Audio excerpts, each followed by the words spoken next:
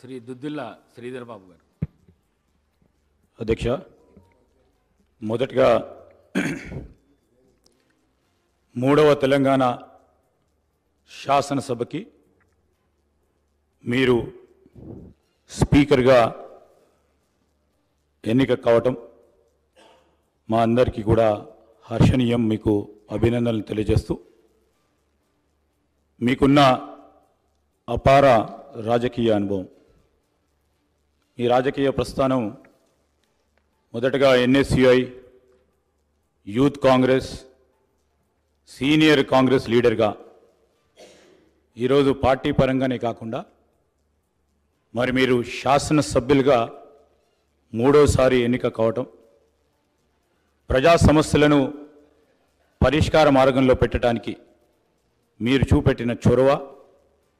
మీరు తీసుకున్న అనేక ప్రోగ్రెసివ్ అడుగులు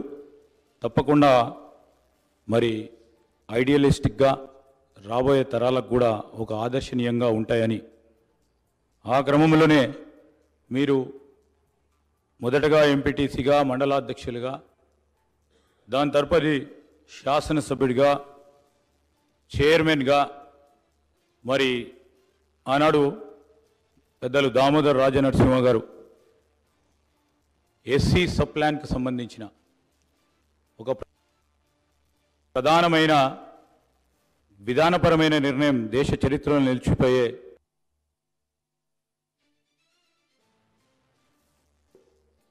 ఆ నిర్ణయంలో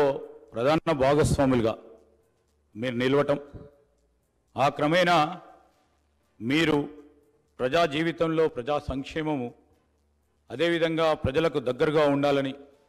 ఓడినా నేను మీకున్నానని ఒక ధైర్యాన్ని ఇచ్చి ముందుకు నడిపిన వైనాన్ని ఈరోజు గుర్తు తెచ్చుకుంటూ, మరి మీరు మంత్రిగా హ్యాండ్లూమ్స్ అండ్ టెక్స్టైల్స్కి సంబంధించి ఉమ్మడి ఆంధ్రప్రదేశ్ రాష్ట్రంలోనే ఆనాడు ఎయిర్పోర్ట్స్లో కానీ, రైల్వే స్టేషన్స్లో కానీ, కాలేజీలో కానీ, బస్ స్టాండ్స్లో కానీ మీరు హ్యాండ్లూమ్స్ను ఎంకరేజ్ చేయాలని, ప్రోత్సాహం చేయాలని స్టాల్స్ పెట్టడం, ఆ క్రమంలో హ్యాండ్లూమ్స్ అండ్ టెక్స్టైల్స్కి సంబంధించిన వారన్నిటిని కూడా ఆదుకోవాలనే మీ ప్రధానమైన ఉద్దేశాన్ని ఈ సందర్భంలో మరి జ్ఞప్తికి తీసుకొస్తూ, రాబోయే కాలంలో కూడా మరి ఇప్పటివరకు కూడా ఒక మంచి సాంప్రదాయాన్ని మూడవ శాసనసభకు సంబంధించి, తెలంగాణ శాసనసభకు సంబంధించి ఒక మంచి సాంప్రదాయాన్ని ఏర్పాటు చేయాలని సభానాయకులు మరి ముఖ్యమంత్రి గారు ప్రతిపాదించిన మీ అభ్యర్థిత్వాన్ని మేము కోరగానే టీఆర్ఎస్ పార్టీ వారు కానీ, అదేవిధంగా ఎంఐఎం పార్టీ వారు కానీ, అదేవిధంగా ఈరోజు బీజేపీ పార్టీ వారు కానీ మేము ఒక మంచి సాంప్రదాయాన్ని నెలకొల్పుదాం, మన రాష్ట్రాన్ని ఒక ఆదర్శనీయమైన రాష్ట్రంగా శాసనసభ వ్యవహారాలకు సంబంధించి ముందుకు తీసుకెళ్లాలని వారి ఆలోచనకు మేము కృతజ్ఞతలు తెలియజేస్తూ, అదేవిధంగా గౌరవ శాసనసభ్యుల హక్కులకు సంబంధించి మీరు కూడా శాసనసభ్యుడిగా వారికి సంబంధించి మరి రాజ్యాంగంలో వారికి కలిగించిన హక్కులను కాపాడే ప్రతి క్రమములో ఈరోజు మీరు వారికి అండగా నిలబడతారని, ఈ హౌస్ను కూడా సజావుగా నడపడానికి మేము ప్రతిపక్షాలకు సంబంధించిన శాసనసభ్యులందరినీ కూడా కోరుతా ఉన్నాం. మరి గౌరవ స్పీకర్ గారు ఏ నిర్ణయం తీసుకున్నా సభా సాంప్రదాయాలను బట్టి, రూల్స్ అండ్ ప్రొసీజర్ ప్రకారం వారు తీసుకునే నిర్ణయానికి పూర్తి స్థాయిలో వారికి మరి తప్పకుండా సపోర్ట్ చేస్తారని ఆశాభావంతో ముందుకు చెప్తూ, మరొకసారి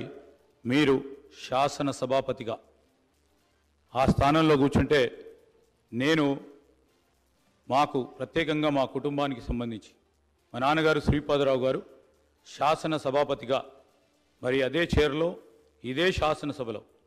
మరి అనేక సంవత్సరాలు శాసన సభాపతిగా వారు ఈ శాసనసభను నడిపించిన వైనాన్ని ఒకసారి జ్ఞప్తికి తెచ్చుకుంటూ, మీరు ఈ 5 సంవత్సరాల కాలం పాటు ఈ శాసనసభని దిగ్విజయంగా ఈ తెలంగాణ రాష్ట్రంలో ఉన్న ప్రజా సమస్యలను ఈ శాసనసభ వేదిక ద్వారా తీరికంగా చర్చించే ఆలోచన చేస్తూ ఉన్న మా